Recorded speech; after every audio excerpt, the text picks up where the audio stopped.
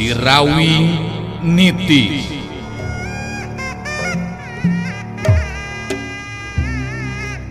Sorot Panon Rasanti alias Munarsi, sakapeung galak gular giler, galak mataksieun anu borangan, sakapeung deui ciga anu melong kosong, arang ngiceup seperti jalma biasa, kitu nate lantaran aya dina pangaruhna Nini Karimun Sakti.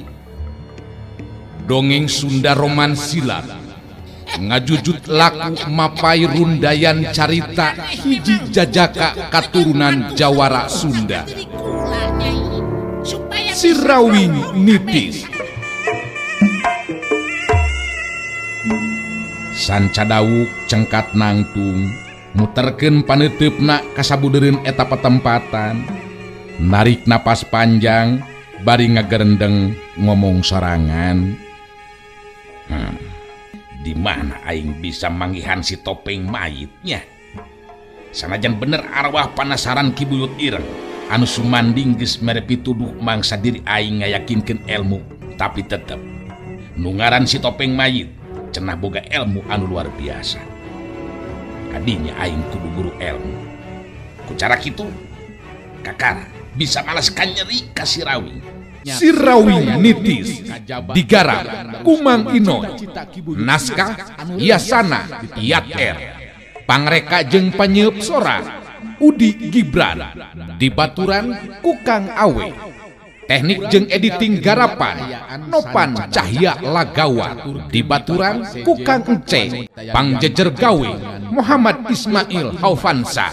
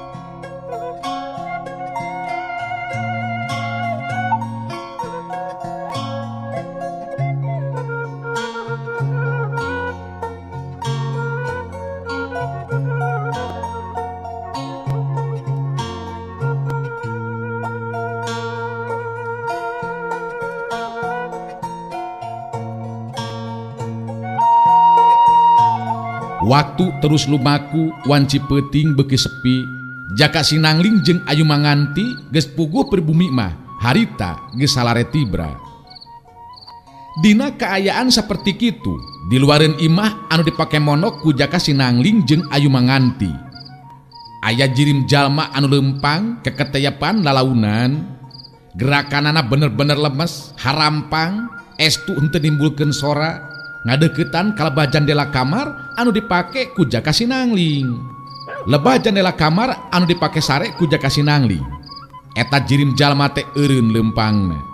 Jandela eta kamar saterusna dibuka lalaunan, ngareketna jandela kamar jeung asupna ka jero kamar hawa angin peuting, ngajadikeun jaka Sinangling lilir tina sarena ngulisi kudang.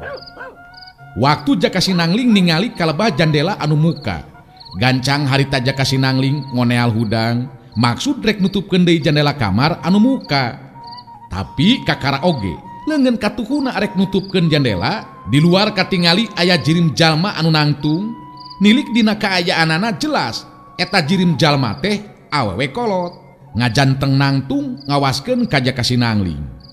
Hayo ka dieu kaluar jaka Sinangling, ulang aja datang ka dieu lantaran penting panggih jeung Andika, sok keluar. Jaka Sinangling panasaran, harita ngaliwatan jalan jandela eta kamar, manehna terus muru keluar. Sanggeusna deukeut, jaka Sinangling bisa sidik ayeuna mah eta jirim awewe kolot teh tetela geuningan Nyai Windu Apsari, guruna Ayu Manganti. Nyai Windu Apsari netep antep ka jaka Sinangling teu lila terus nyarita, sikep jeung carita anana tandes. Jaka Sinangling, anjeun bener-bener lancang. Padahal geus dibari keterangan ku dari kula ka Ayu Manganti. Henteu dibenerkeun ngabina hubungan cinta jeung lalaki seperti Andika anu teu boga kamampuhan dina hal ilmu silat. Ingat keneh eta caritaan kula teh Jaka Sinangling. Jaka Sinangling nyerenge seuri, manehna teu sieun ku sikep jeung caritaan Nyai Windu Apsari saperti kitu. Ibu Windu, terus terang di antara abdi jeung Ayu Manganti nganteng dua rasa anu ngajadi hiji Ibu. Malah pamohalan bisa dipukakeun deui. Sakuduna mah Ibu Windu milu bungah jeung Bagja. Sabab ngahijina dua hate lain lantaran pangaruh batur, tapi estu lantaran tumuwuh mekar sorangan tanpa aya paksaan tibana bae oge, tanpa pangaruh jalma anu sejen Ibu. Tapi Andika bakal jadi gangguan karena kahirupan Ayu Manganti murid kula Jaka Sinangling. Ku ayeuna kitu leuwih hade ulah miharep bisa mihukum Ayu Manganti murid kula kaharti. Nya jelas teu kaharti Ibu Windu. Sabab kangaranan kasuka jeung kacinta mah sanajan anu jadi guru henteu bisa ngatur anu jadi muridna. Komo ieu Ayu Manganti geus manjing dewasa, bebas dinenangtukeun pilihanana. Andika memang lancang Jaka Sinangling, make jeung keukeuh mikahayang ka Ayu Manganti. Mun kitu mah nganu harti Andika geus teu ngajenan ka diri kula. Bener-bener kurang ajar Andika Jaka Sinangling. Tibalik Ibu Windu, anu teu ngajenan mah Ibu Windu. Sakuduna ngajenan kanu jadi murid jeung ka kuring Ibu. Sabab dua insan anu sarua pada sukana sarta memang silih pika cinta, boga hak salaku jalma anu dewasa. Andika bakal tetep jadi gangguan Jaka Sinangling. Nu batak kula menta jauhan Ayu Manganti. Ulah wani-wani neruskeun hubungan kacinta jeung murid kula.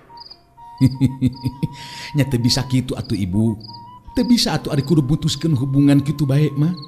Sabab di antara kuring duaan jeung Ayu Manganti geus pada janji pasini pikeun hirup ngahiji Ibu. Pokona mah moal bisa dihalangan deui Ibu. Ningali sikep jeung ngadenge caritaan ti Jaka Sinangling anu saperti kitu, Nyai Windu Apsari jadi kahudang amarahna. Jaka Sinangling geus teu ngajenan ka dirina kitu ceuk anggapanana. Andika memang kudu dibere pangwarah Jaka Sinangling. Mun memang keukeuh kitu sikap jeung pamadegan Andika anu harti bakal narima tindakan ti diri kula. Nya mending keneh narima tindakan we. Jeung kudu mutuskeun hubungan kacinta jeung Ayu Manganti mah Ibu. Sabab muarek ngabobodo maneh kuring teh. Iwal ti pati anu bakal mampu misakeun cinta kuring jeung Ayu Manganti. Hade lamun kitu mah tadah yeuhap ya.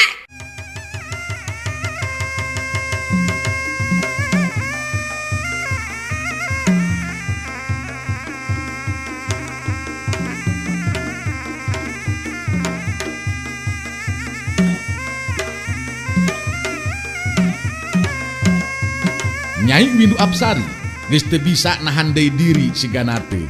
Harita majuna rajang ka Jaka Sinangling kangaranan Nyai Windu Apsari anu ngalakukeun tindakan salaku guruna Ayu Manganti tangtu ge teu bisa dianggap enteng ajen pangartina.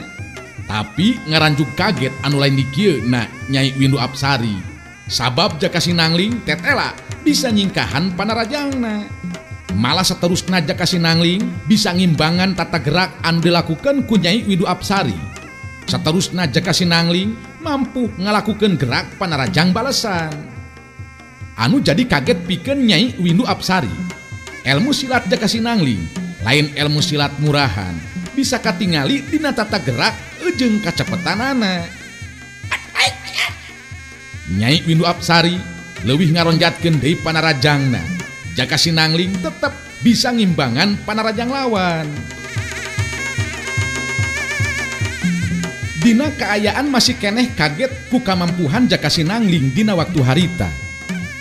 Nyai Windu Apsari ngabendung datangna panarajang balesan ti Jaka Sinangling. Antukna bantrokan dua kekuatan tenaga lapisan ngalewatan leungeun masing-masing geus teu bisa deui disingkahan. Dak geduk des, dalideuk. Jaka Sinangling ngadaligdeug mundur ka tukang dua lengka, tapi masih keneh mampu terus mancukeun deui tangtunganana.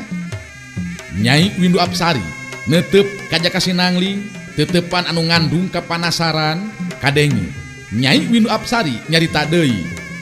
Tetela silat geningan Jaka Sinangling? Bisa Andika bisa nyangking ilmu silat. Lamun Ibu Windu percaya, nepikeun ka bisa jurus kieu teh lantaran dilatih ku si Rawing Ibu. Nyai Windu Apsari kerung beuki nambahan kakagetna ngadenge keterangan ti Jaka Sinangling anu saperti kitu. Si Rawing? Andika jadi muridna si Rawing? Ulah coba-coba nyingsianan kula ku ngaran si Rawing Jaka Sinangling. Sanajan bener ajen tahapan pangarti si Rawing punyul, tapi kula can yakin karena caritaan Andika. Coba-coba urang teruskan ieu ijen jajaten. Nyai Windu Apsari sigana bae masih keneh panasaran. Maju deui narajang ka Jaka Sinangling dina panarajang anu leuwih hebat batan tadi. Da puguh memang boga tujuan hayang ngarubuhkeun Jaka Sinangling.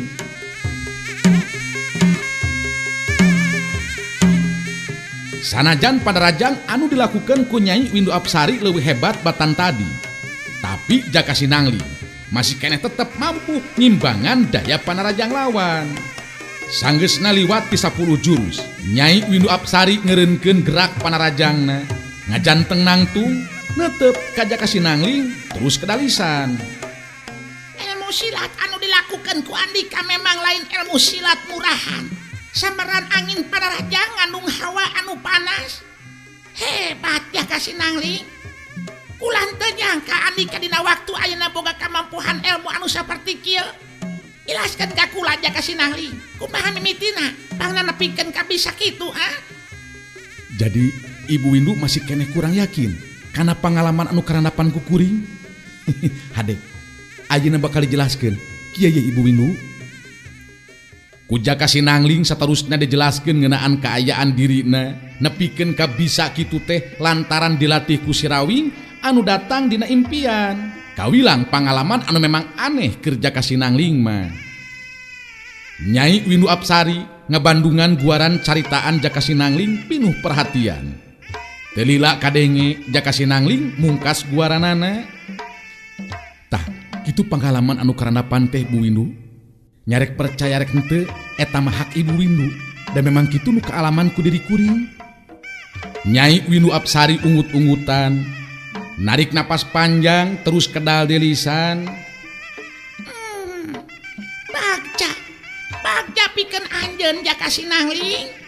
Si Rawing lir upama anu nitis boga maksud hayang neteskeun ilmu ka anjeun ngaliwatan impian. Kaayaan anu memang teu bisa dilakukan ku sambarangan jago. Beki temong kahebatan ilmuna si Rawing. Sanajan ukur ngaliwatan impian, anjeun tetep muridna si Rawing. Kula lamun kitu mah geus moal rek ganggu deui kana hubungan anjeun jeung Ayu Manganti murid kula. Malah kula ngarasa bagja. Sabab Ayu Manganti bakal boga salaki kalalaki pinilih murid si Rawing.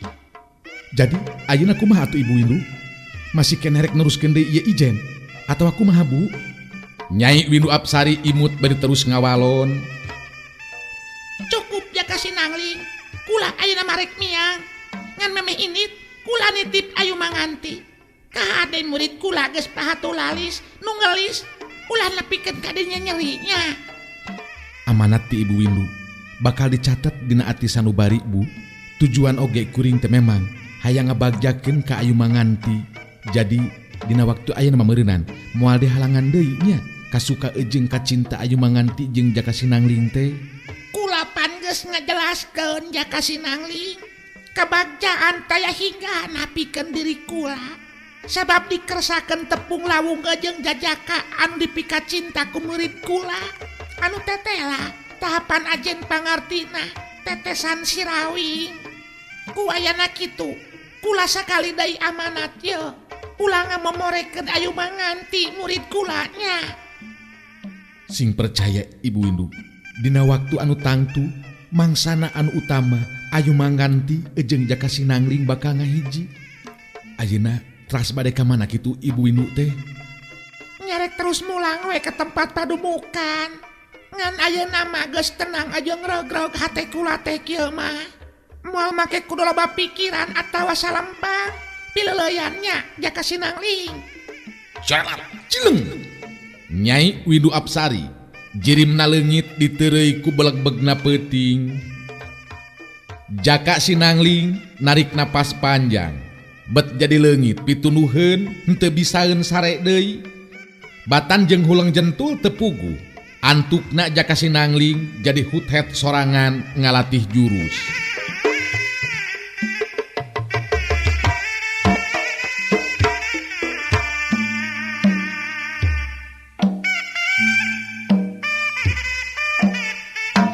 Caritakeun dina poe isukna, bareng jeung meletekna panon poe ti belah wetan. Harita Jaka Sinangling jeung Ayu Manganti amitan ka pribumi pikeun neruskeun deui lampahna.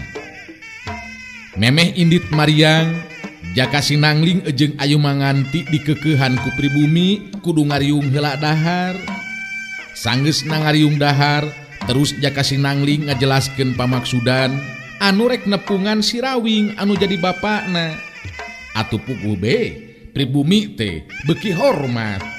Sanggeus nanyahoeun yen Jaka Sinangling teh anakna si Rawing. Dijajabkeun ku paneteupna pribumi, Jaka Sinangling jeung Ayu Manganti terus lumampah. Pribumi ngupat anu lumampah, jajaka kasep jeung wanoja geulis estu nurub cupu pisan kaayaanana. Jaka Sinangling jeung Ayu Manganti geus pada aya dina kasapukan. Yen lampah anu bakal disorang dina waktu harita teh taya deui kajaba ti kalemburna si Rawing. Ngan lantaran Jaka Sinangling memang poho deui lebah-lebahna jeung jalan anu kudu disorang, henteu matak aneh lamun di setengahing jalan remen nanyakeun ngeunaan lembur anu bakal dituju. Waktu Jaka Sinangling jeung Ayu Manganti ngambah ka salah sahiji lembur, lantaran capek terus ngalereuhkeun ka capek di sisi jalan pilemburan, acan oge ngalereuhkeun ka capek. Harita katingali loba jalma anu lulumpatan bari tinggal ero. Awas aja maedan. Awas aja maedan euy. Wah, cilaka aja maedan ngamuk euy, ngamuk aja maedan. Ngamuk. Si Rawing ngamuk euy, bahaya cilaka ya bae. Aduh, teu meunang diharangan. Cilaka bahaya. Ayo. Ulah cing di lembur, ayo lompat. Si Rawing keur kasetanan euy. Ayo lompat euy. Kabur euy nyalumput euy. Ayo, ulah di imah bahaya, tinggalkeun imah. Aya salah saurang lalaki anu rada kolot lumpat pang pandeurina. Kajurung kurasa panasaran harita Jaka Sinangling jeung Ayu Manganti tumanya ka eta jalma. Ayu Manganti anu harita kadenge tumanya.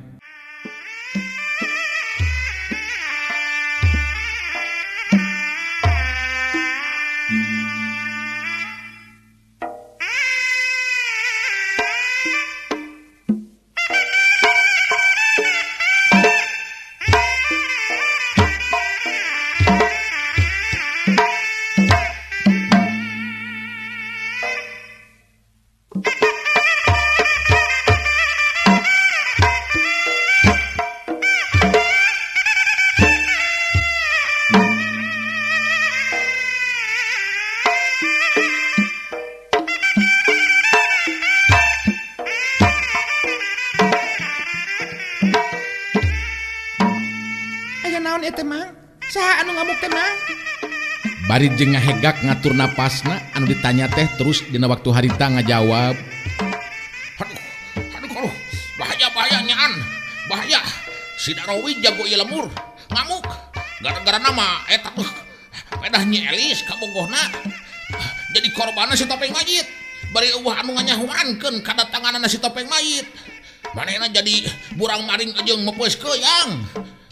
Loba anu jadi korban sabetan gobangna tah. Nu matak ulah dideukeutan nih. Hayu mending kan hinit. Ayu Manganti silih teuteup jeung Jaka Sinangling. Duanana bet jadi beuki panasaran lain sieun ngadenge Darowi jago eta lembur keur ngamuk murang maring. Ayu Manganti kadenge harita nyarita deui. Oh, jadi anu ngamuk teh ngaranna Darowi nya. Mun kitu mah ku abdi duaan. Ayeuna nyobaan rek ditepungan mang. Sugan be bisa disadarkeun. Waduh, ulah. Entong nyai, entong. Bahaya. Jelema keur kasetanan kitu mah duh. Mah bisa disadarkeun cek mang mah. Hayu Makaning mani garang mending keneh lumpat cek bang mah. Tibatan sadar maki kagerah. Hayong ke nyai kalaka jadi sabetan bedog anu sekeutna. Ayo bahaya. Sawios mang, abdi duaan panasaran ya. Mohon maksud teh panasaran karena keterangan ti emang. Hayu Kang Angling, urang tepungan Kang. Jaka Sinangling jeung Ayu Manganti kalaka terus arindit rek nepungan Darowi. Puguh be, jalma anu tadi ditanya teh katingali ngahuleng bari jeung ngagerendeng ngomong sorangan. Aduh, nyaan lieur, mabok ta jelema teh. Jelema keur ngamuk. Anu keur edan kalaka disampeurkeun. Bet siga anu bosan hirup ta jelema teh. Tapi bangsa bodoh da batur teu percayaeun meureunana. Caturkeun harita Jaka Sinangling jeung Ayu Manganti anu muru ka tengah pilemuran. Akhirna tepi kalebah tempat di mana Darowi bari ngajingjing bedog anu baseuh ku getih. Ngomongna ngacaprak teu puguh. Imah-imah anu deukeut geus karosong ditinggalkeun pangeusina da puguh sarieun. Kangaranan Darowi jago eta lemur anu keur ngamuk. Tangtu be moal aya anu wanieun ngadeuketan. Kabehanana memang pada sarieun. Jaka Sinangling jeung Ayu Manganti ngajanteng nangtung bari merhatikeun kana kaayaan Darowi anu keur ngacaprak teu puguh. Sok sia datang topeng mayit. Datang sia. Aing dikirana rek sieun sia ku si laing. Entong ukur wani ka awewe sia. Kunaon si Elis kalaka dipaehan sesetan. Hayo sia. Datang ka dieu sia. Si topeng mayit ditotolonyong euy asup kana jero balong. Hakan sia topeng mayit. Hakan sia. Naon rek ngalawan si lain ngadewek? Maju sia. Sing deukeus sia ka dieu kadewek sia. Sing deukeus sia ka dieu. Maju sia ka dieu deuleu sia topeng mayit. Maju sia juring setan sia. Kadeh jadah sia. Maju sia. Juring setan sia. Maju sia. Waktu ngareret kalebah Jaka Sinangling jeung Ayu Manganti anu ngajaranteng nangtung. Ngaburileng panon Darowi. Jaka Sinangling ngareret ka Ayu Manganti terus nyarita lalaunan. Akang rek nyobaan nyadarkeun ieu jelema Ayu. Mudah-mudahan be sing disadarkeun kaayaanana nya. Ayu Manganti ungeuk bari ngawalon. Nanging kade hati-hati Kang. Ieu jelema keur goncang jiwana. Nu matak rada kaganggu elinganana Kang. Ayu Manganti henteu ngahalangan kana maksudna Jaka Sinangling. Sabab manehna oge memang panasaran hayang nyaho wawesen Jaka Sinangling buah hatena dina ngungkulan kaayaan Darowi anu keur ngamuk kasetanan. Dina lengkah sukuna anu tenang. Harita Jaka Sinangling datang nyampeurkeun kalebah Darowi anu beuki buringas beureum panonna ningali aya jalma anu datang nyampeurkeun ka dirina. Maneh si topeng mayit? Rek naon sia ka dieu maneh? Topeng mayit? Kurang ajar sia. Baehan pamajikan aing sia goblok. Si topeng mayit manehnya. Oh, jawab sia. Lain kalaka melong teu puguh sia goblok. Jaka Sinangling tetep tenang sikepna. Netep antep ka Darowi teu lila terus nyarita. Tenang lur, kuring lain si topeng majid. Kuring datang ka dieu ngahaja hayang nyadarkeun anjeun anu geus salah kaprah. Anjeun geus ngalakukeun tindakan ka jalma anu teu boga dosa. Geus loba jalma anu jadi korban ku anjeun Darowi, padahal maranehna teh lain si topeng majid. Nu matak tindakan anu salah eta teh lur. Kurang ajar sia setan. Sia make jeung wani ngomong kitu sia ka aing si topeng majid sia maneh teh ha. Koplok sia. Sok maju sia. Dipaehan ku aing sia. Maju sia, maju ka dieu. Maju sia ka dieu topeng mayit. Dakuan sia. Kunaon sia? Heuh? Si Elis dipaehan ku si lain goblok. Kunaon sia bisa paeh? Setan sia. Puguh anu keur goncang jiwana, kaganggu pikiranana. Darowi harita langsung nyabetkeun bedogna ngarah kana beungeutna Jaka Sinangling. Mokaha lamun seug Jaka Sinangling acan nyangking ilmu silat, henteu soak ejeng kawalahan ku panarajang Darowi anu keur kasetanan. Tapi kaayaan Jaka Sinangling ayeuna beda deui. Ejeng dina waktu anu katukang mangsa dirina keur jadi tabib teh. Dirina geus bisa ngarti datangna panarajang anu ngabahayakeun ka dirina. Gila, cileng, seuk, plos. Panarajang Darowi teu keuna kana sasaran, ngajadikeun Darowi beuki garang ejeng panasaran sabab panarajangna teu keuna kana sasaran. Setan sia bisa ngalawan sia, bisa ngalawan si lain topeng mayit sia. Kudu pae sia aku gedewek dina waktu ayeuna kalau aku mah oge. Hapia syuk cileng huk kiuk puk puk. Ulin bedog Darowi tetela teu bisa dianggap enteng. Pantes lamun manehna diandalkeun jadi jago di eta pilemuran. Tapi Jaka Sinangling dina waktu ayeuna teu bisa dianggap enteng tahapan ajen pangartina. Panarajang lawan anu garang ejeng bayangan mampu diimbangan ku dirina.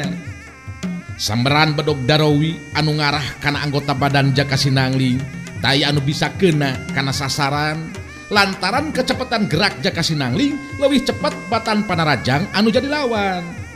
Ajen pangarti Jaka Sinangling dina waktu harita bener-bener diuji tetela di luar dugaan.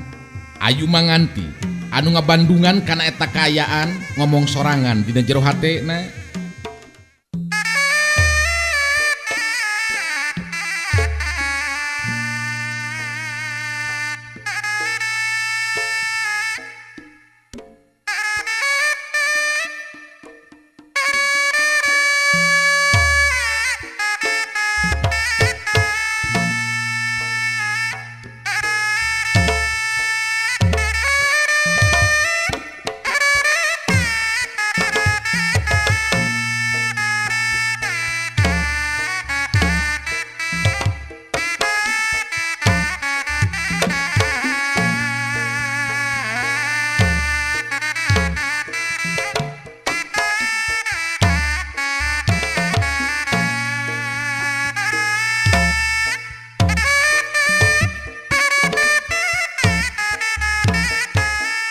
Ajen pangarti Jaka Sinangling dina waktu harita bener-bener diuji tetela di luar dugaan.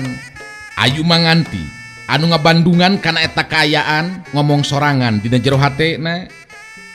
Nyaan, nyata tahapan ajen pangarti Kang Angling lain hanap-hanap ilmu silatna. Tetesan ti sirawing teh nyaan ieu mah ieu. Diri aing jadi teu salempang ayeuna meningali kemampuan Kang Angling. Malah aing boga kayakinan pasti Kang Angling bakal mampu ngungkulan anu jadi lawan. Reus, jeung bagja diri aing dina waktu ayeuna. Tenang ayeuna mah babarengan jeung Kang Angling teh. Kitu di antarana eusi hate Ayu manganti dina waktu harita bari ngabandungan kana lumangsungna anu tarung. Darowi beuki garang ejeng ganggas panarajangna. Tapi Jaka Sinangling oge ngarti teu bisa ngan ukur terus-terusan miceun panarajang anu jadi lawan. Dina hiji kasempetan anu hade Jaka Sinangling ngetig pigelang leungeun lawan ngajadikeun bedog lawan lepas tina cekelanana. Deus celeng. Memeh Darowi bisa ngelakukeun gerakan anu sejena harita Jaka Sinangling geus ngasukeun runtuyan panarajangna kena kana badan lawan. Kajadian satarusna geus teu bisa dipondah deui ku Darowi.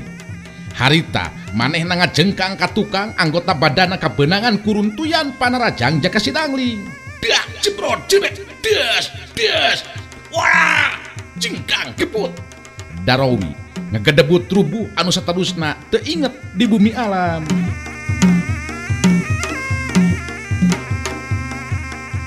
Jaka Sinangling pancuh dina tangtunganana. Ayu manganti datang nyamperkeun ka Jaka Sinangling ningali Darowi geus rubuh mah harita pengeusi lemur anu tadina nyarumput kakara dina waktu harita daek daratang narembongkeun diri nyalampeurkeun ka lebah eta tempat. Di antara pengeusi lemur anu narungtutan daratang kadenge harita sawareh rarecok ngobrol ejeng pada baturna. Waduh, nya hebat aja Jaka teh euy. Si Darowi keur ngamuk bisa nepikeun ka rubuh teh eling kitu. Padahal apal meureunaan panarajang namun sakitu garang jeung gangasna. Bener teu sangka euy. Ari jelema nya teu bisa dibade euy.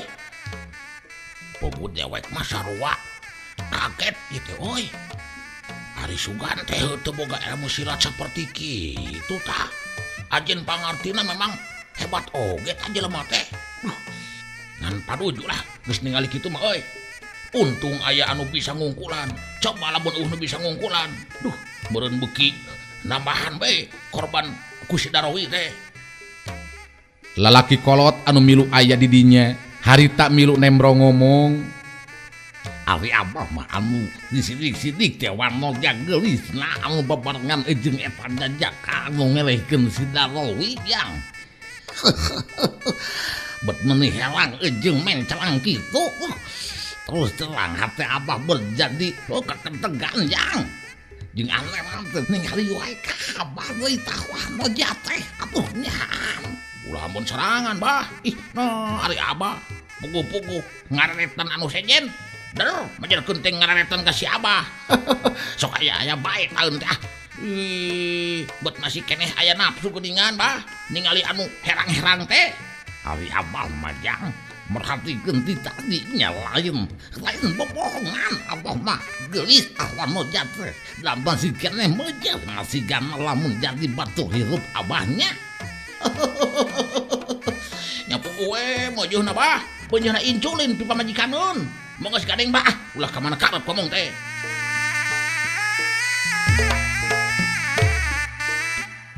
sedangkeun ayu manganti neuteup antep ka Jaka Sinangling teu lila terus nyarita di barung ejeung imut. Kang Angling teh telah hebat geuningan Kang Angling teh. Mampu ngungkulan Darowi jago ieu lembur anu nuju ngamukan. Bet jadi reueus jeung bagja keur diri abdi ningali Kang Angling kagungan kemampuan anu seperti kitu mah Kang. Jaka Sinangling narik napas panjang bari terus ngawalon lalaunan. Diparangkeun akang memang kudu unggul geuningan satadina mah sabil akang oge sabab Darowi mun sakitu garangna geuningan panarajangna oge nyimas. Nanging ku abdi tiasa ka Bandungan Kang. Ketenangan Kang Angling dina nying harepan panarajang lawan ti benten ti jago anu tos moyan sareng asak pangartina Kang. Kenyataanna memang di luar dugaan ieu mah ye. Jaka Sinangling terus deku gigireun Darowi anu harita ngabebengkang dina luhur lemah.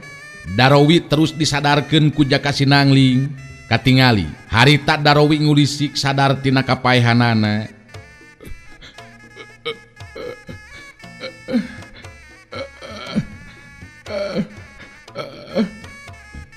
Darowi dihudangkeun tina ngagolerna terus diuk luhur taneuh.